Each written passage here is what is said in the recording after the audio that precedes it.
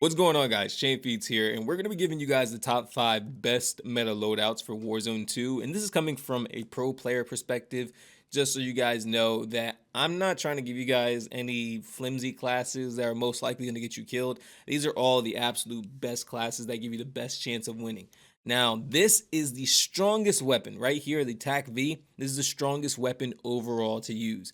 Now, this does have a little bit of recoil, but that's the reward for having the strongest weapon overall. So this is the first class, and I'm going to show you guys a whole bunch more.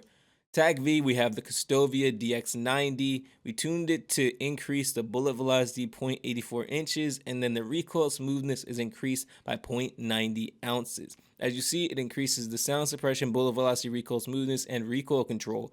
You get a reduction of aim down sight speed, aim walking speed, and aiming stability, but trust me, you do need this. There's not really many other alternatives. I mean, the only other one I would really recommend is maybe the Polar Fire S, considering it increases the recoil smoothness and damage range, but this already has crazy damage range, and I think you need as much recoil control as possible.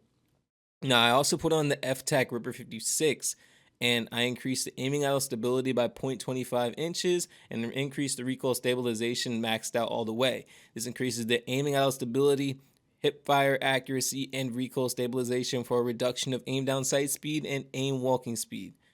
We then move on to the 18-inch precision 6 barrel, increase the damage range maxed out, and the recoil steadiness is at 0.39 pounds. I put on the VLK 4.0 optic, and I didn't tune it, but I hear that close is the best, so if you want to tune it to have it close, then feel free to tune it to have it close, but I did not touch this. We're just going to leave that alone. And then I put on the 50-round drum. I think this is the best option overall for the Tac-V. Every other one is kind of just not as great. I mean, the 30-round is completely fine if you think you can kill the enemies in that short amount of bullets that it offers, but it does give you the option to have 50, and why not have more? So just show you guys how amazing this is. Short to mid range is actually amazing, and then long range you get a little bit more recoil, but just show you guys right now.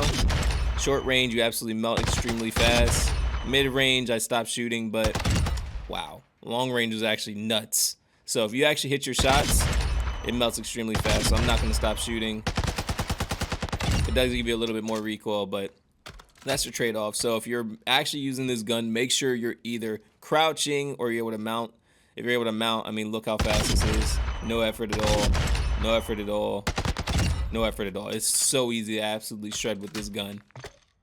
Now, moving on, we have the Fennec 45, and some people don't know that when you use a different barrel like the Fennec Covert Force or Forged Tac Ninja, you actually get a whole lot of smoke when you're shooting your gun, and that actually will mess you up when it comes to actual gunfights. So I chose the ZLR 16.5 ignition barrel. I didn't change the length, but I maxed out the recoil steadiness. I put on the VLK Laser 7MW. Agile Assault 7, tuned it to max out the aiming idle stability, and then negative 2.06 ounces for aim down sight speed. As you see, it increases the sprint speed, aim walking speed, crouch movement speed, and aim down sight speed with a reduction of recoil control and aiming stability. I put on the Fennec rubber grip. I didn't change the width. I increased the recoil steadiness by 0.42 ounces, and then I put on the Fennec Mag 45. Just to go into the firing range and show you how amazing this is. This melts so fast, and I think it's actually a fantastic choice to actually have. Now, long range, it takes about 7 bullets to actually get the kill.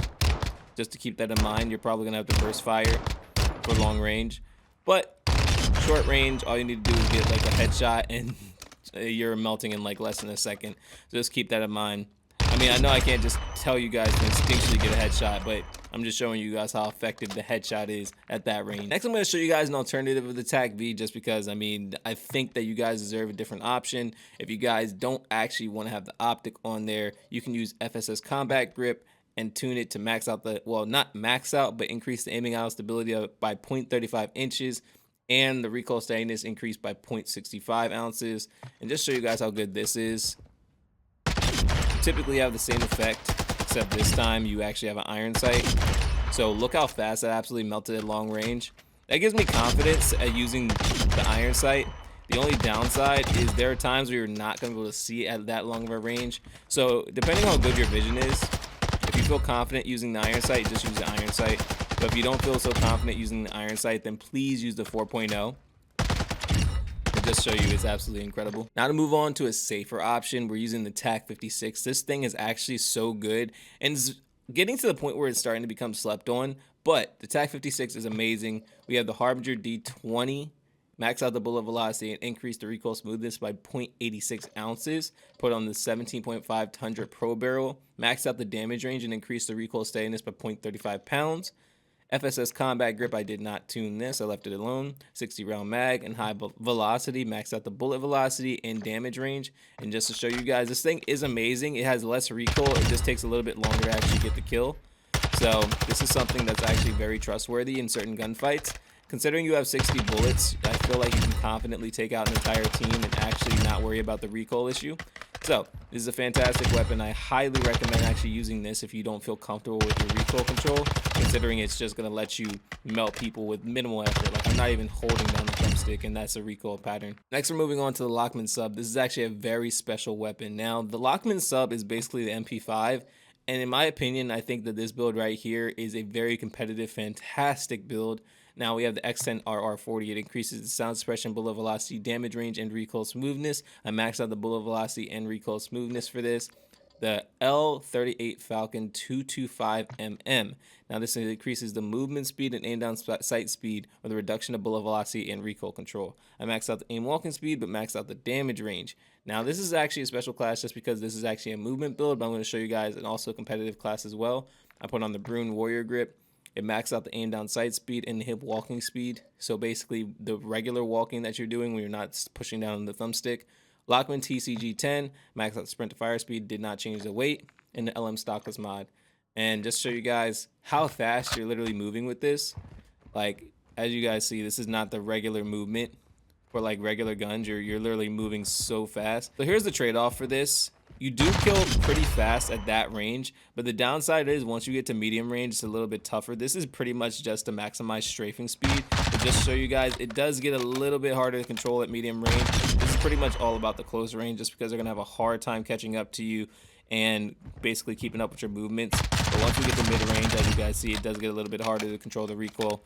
So just keep that in mind. Try to keep your close range engagements super close range.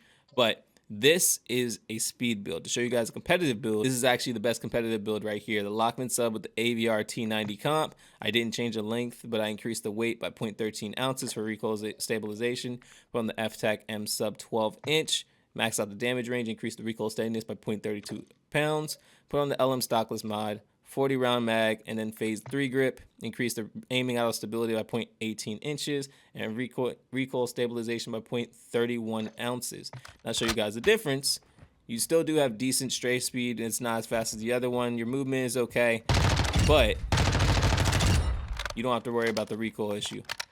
You have zero recoil, you have pretty good movement, and you basically have nothing to worry about.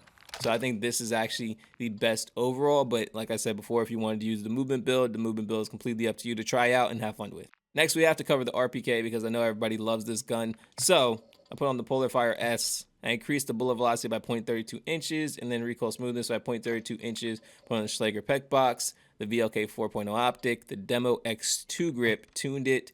I didn't really change the width, but I increased the weight by 0.74 ounces, and then I put on high velocity, max out the bullet velocity, and raise the damage range by 0.43 Gs, just because at that point it doesn't change anymore.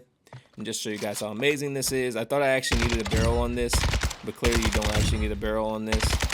And the recoil is actually pretty easy to control. It's literally like a small circle of recoil. So I mean, once you kind of establish the pattern of that small circle of recoil, I think you'll actually be pretty good to go. As you guys see, long range is something that you're gonna have to just control slightly. So long range, I wouldn't recommend just standing up. I mean, even if you were able to mount on something, that'd be fantastic, but just crouching would be completely fine. Just show you guys, like, this is actually much better. In my opinion, I think that's something that you should actually consider.